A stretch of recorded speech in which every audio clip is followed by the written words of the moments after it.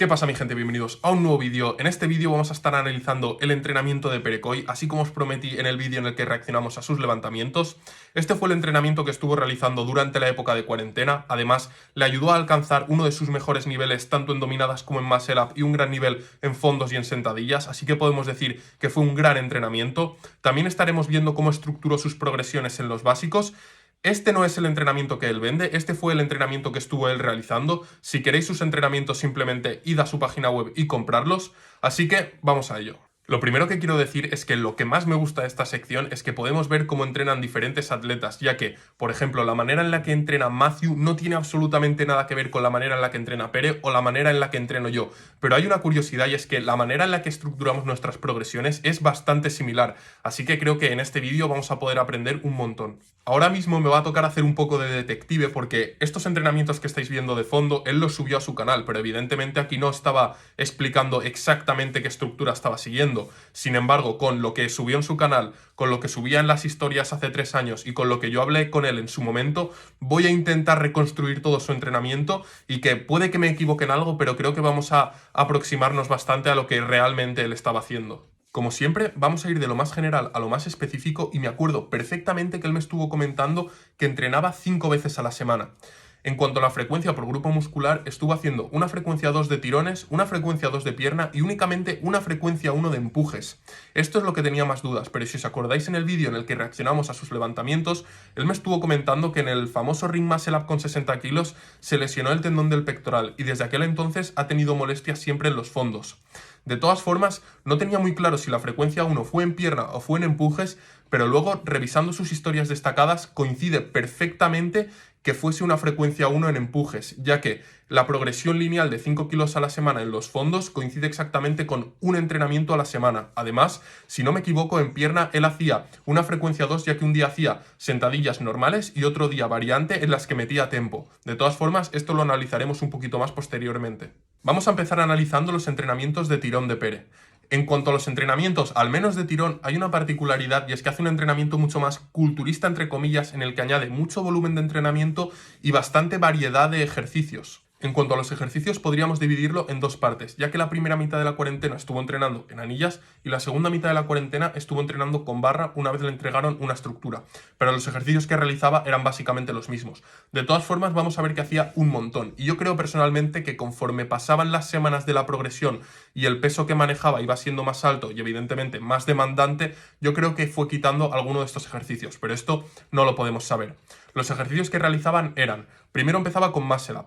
Luego seguía con dominadas. De tercero hacía front lever raises completos. De cuarto metía remo. De quinto metía dominadas bodyweight arqueadas. Y de sexto metía jalón unilateral con goma. Y ya luego para rematar metía curl de bíceps.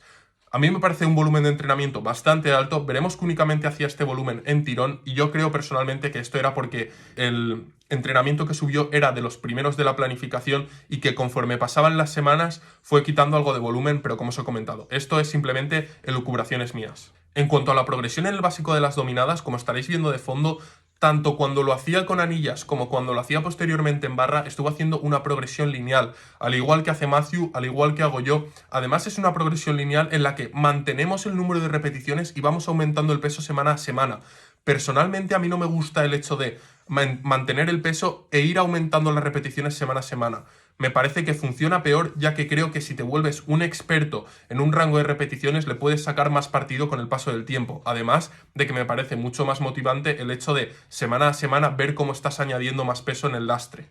Y antes de continuar con el siguiente ejercicio, añadiendo algo más a lo que acabo de comentar, mucha gente siempre me pregunta, oye, ¿y cómo sé el peso que tengo que elegir a la hora de empezar una progresión? Y es que creo que muchas personas tienen miedo al hecho de dejarse alguna repetición en recámara cuando empiezan una progresión de fuerza en el ejercicio principal, ya que sienten que no están dando el 100%.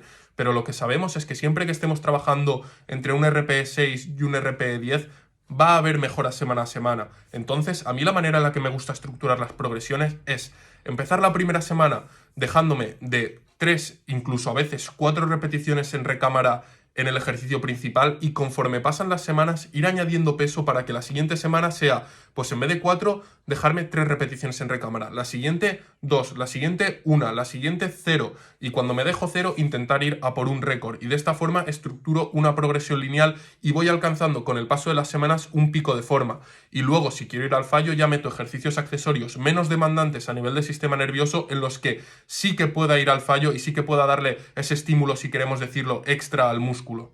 En cuanto a la pierna, Pere hacía una frecuencia 2 en la que un día hacía sentadilla normal y otro día hacía sentadilla tempo, como veremos aquí en las historias destacadas que todo cuadra, además de que yo me acuerdo porque en aquel entonces hacía lo mismo, un día sentadilla normal y otro tempo, y además tenía un pique interno porque no quería que Pere levantase más que yo, al menos en sentadillas, ya que en todo lo demás, evidentemente, levantaba muchísimo más. En cuanto a los ejercicios, únicamente podemos quedarnos con lo que él muestra en su vídeo, es decir, él empieza por sentadillas, luego hace sentadilla frontal y por último búlgaras. Sí que tiene una historia destacada en la que hace una especie de curl femoral con goma. De todas formas, yo estoy convencido de que si él hubiese sido capaz de ir a un gimnasio en ese entonces, pues habría incluido otros ejercicios distintos, como puede ser una prensa, una extensión de cuádriceps, un curl femoral.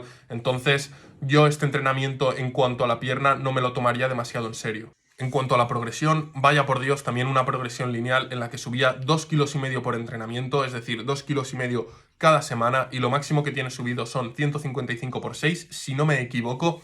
De todas formas, yo ahora creo que se está centrando un poco más en el powerlifting, ya que alguna vez ha subido alguna historia haciendo peso muerto, press de banca, sentadilla, por lo que quizás ahora sus marcas son un poco más altas. De todas formas, no es que antes fueran bajitas, él siempre ha sido una bestia en todos los ejercicios. Y ahora vamos a pasar a analizar sus empujes. Y esto es lo que más me gusta de esta serie de vídeos, ya que aquí es donde podemos ver las particularidades del entrenamiento de cada persona. Por ejemplo, Matthew no hacía pierna, pues porque seguramente no le apetecería.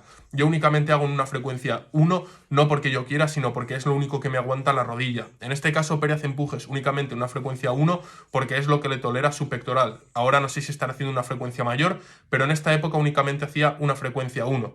Y aquí es verdaderamente donde se puede observar la individualización del entrenamiento en cuanto a los objetivos, las características, las lesiones de cada persona, etc.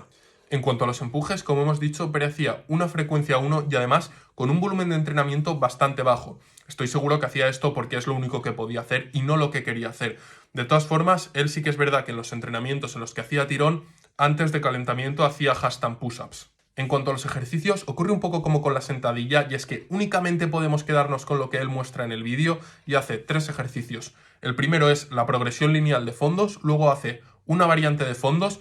En este caso estaba haciendo fondos tempo, que a mí me ayudó muchísimo también con los problemas de pectoral que tuve, solo que yo de primer ejercicio quité los fondos y ponía banca, es decir, hacía press de banca y de segundo ejercicio hacía fondos tempo, y la verdad es que en 2 meses dejé de tener molestias en el tendón del pectoral y me encontraba más fuerte que nunca en empujes.